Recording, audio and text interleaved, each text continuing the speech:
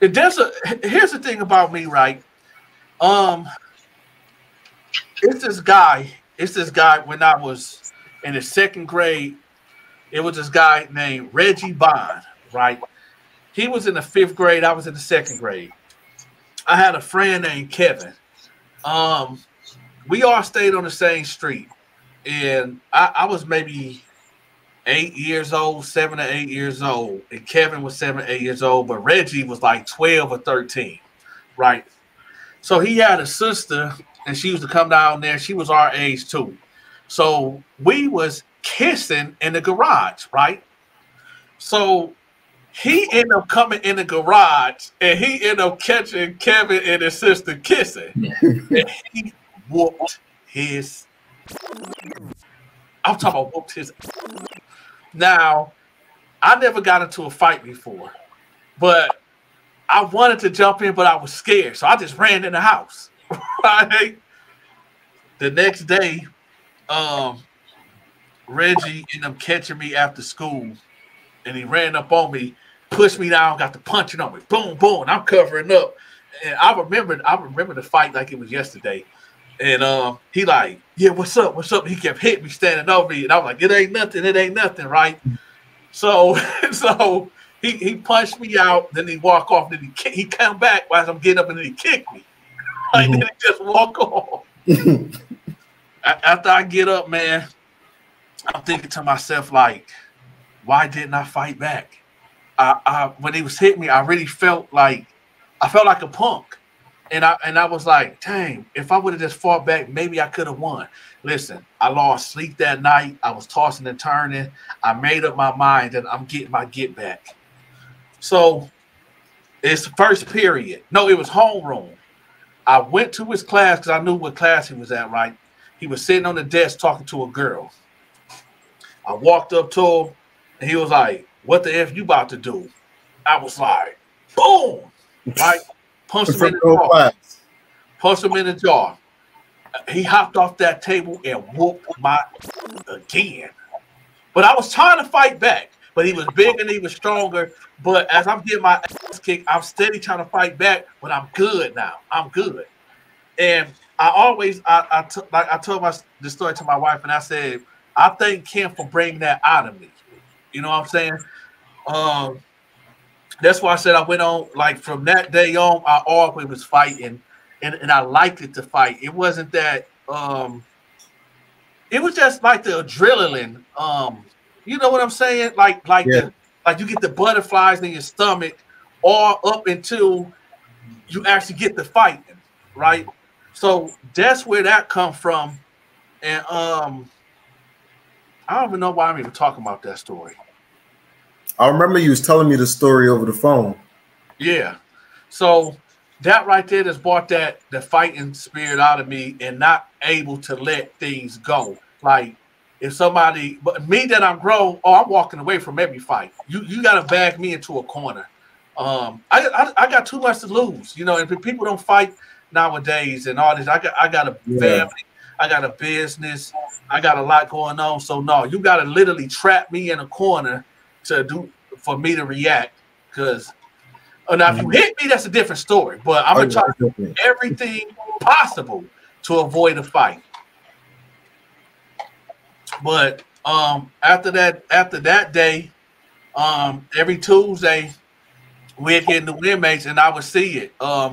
He was just picking and choosing, and if he get one or two, that's just what it was. He'd extort them until we got moved to different pods and stuff, and where we was going to be at. But the whole ultimate thing is this. I'm not going to cuss. If you are a BAN word in real life, and I'm not talking about being scary. What I'm talking about is being like a slime ball, a creep, somebody that's dishonest, a thief, you just a messed up person, you gonna have a hard time.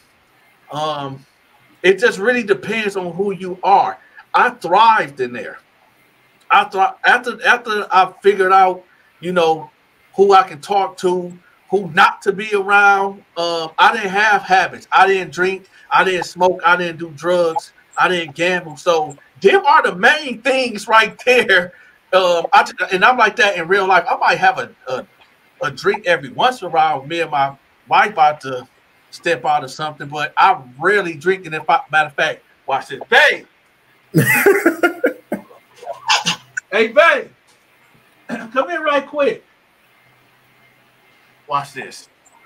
She'll tell you herself. Babe. So just once in a while, huh? Check this out. If I'm drinking, if I'm going to drink, what type of drinks do I have? A cooler, like a Smirnoff. You heard it? Yeah, I heard a Smirnoff. Yeah. A cooler or a Smirnoff, something like a Smirnoff cooler. With what? You don't really drink, so I can't really. Yeah, I'm saying with a lot of ice. Yeah. So I'm not a drinker at all because, to be honest, I don't like the taste of alcohol. But if you catch me with a cooler, I'm stressed out, right? But I rarely even drink though. So being locked up, I didn't have no vices at all. I didn't drink. I didn't smoke. I had girls sending me money while locked up, so I was good. I didn't go in there who I am right now just talking to is the same person I was in there, the same person wherever. So it was a lot of dudes that was gravitating to me. Me and KB became cool. Really? Yeah, it was a lot. It was some cats in there that I have to talk to that they like. It was a cat named Rod, right? This dude was like a gorilla, a bulldog, a dude that nobody could talk to. When he got his mind made up, he going to go do it. Disrespectful, he was a type of motherfucker. I'm trying not to cuss, but he was just an unpleasant person to be around. He gravitated to me. He came to my cell one day, and one thing you do not do is just walk into somebody's cell. And he was a bully type dude, and when he came to my cell, he knocked on the door, and then he told my cellmate, he was like, "Hey man, get the fuck out of here. I need to talk to D right quick." And I never talked to this man a day in my life. So I instantly rolled to the side and I grabbed my, because I'm like, for the justice. Today he gonna find out today. And he came in. I was like, "What's up?" It was like, "Hey, bro. Hey, I heard you talking about Jesus the other day." And he was cussing too. He like, "Yeah, I heard you talking about Jesus." He was whispering, "I heard you talking about Jesus and S word the other day. You think I could possibly go into hell? Like, you think I can go to heaven?" You know what I'm saying? So you got cats walking past the cell, looking, because I had 4 homeboys that was down with me, and they some of my homeboys came through and was like, "You straight?"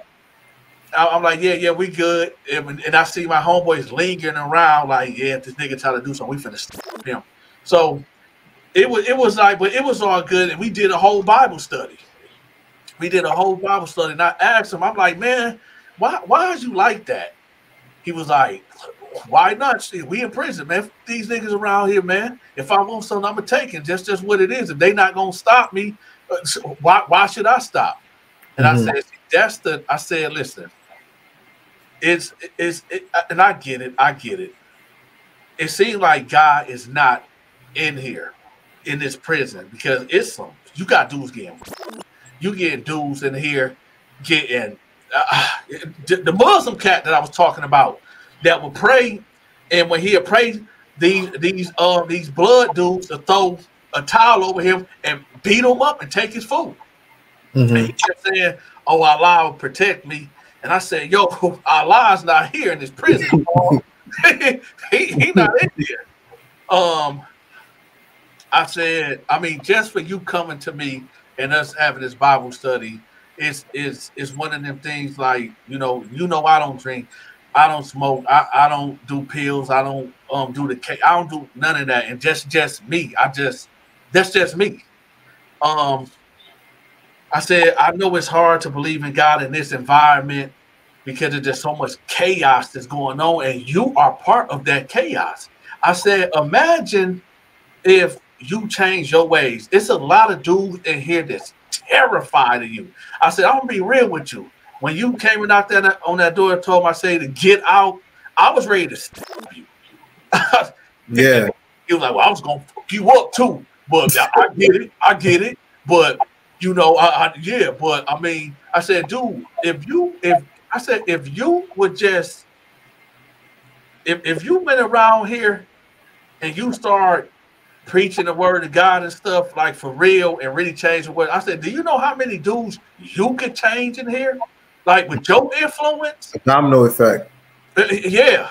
And I said, because if the pod too loud or something and he get out there, and even dudes that was just like him respected it, because right is right and wrong is wrong. It's when you get new people up in here and they don't know how to program, and they don't want to listen, because you get one of them things that, oh, if somebody say something to you, bust them in the mouth. No, or go to the biggest dude or pick somebody out and try to fight them.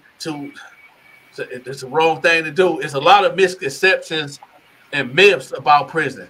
Yes, a lot of these things do happen.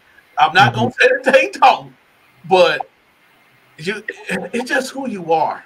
It's just who you truly are. So did he end up giving his life to Christ? Like after that conversation? No, he left right out of there, went into somebody's room and took their commissary. Life goes on. Life goes on. He ended up. Oh man. Yeah, we spent 2 hours in my cell talking about God. And what the first thing you do, all right, man, love you, bro. He walk 3 cells down. Man, you on some bullshit. Man, don't take my stuff, bro. Don't take my stuff. Man, shut the fuck up. I'm like, what was that all about? What was this Bible stuff all about? What was it all about? You know, some people just can't get right, man, for real. They can't, man. It's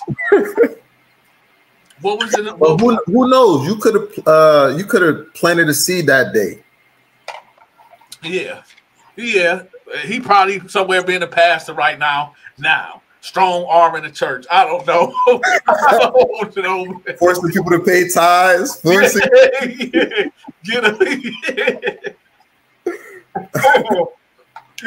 never know, man.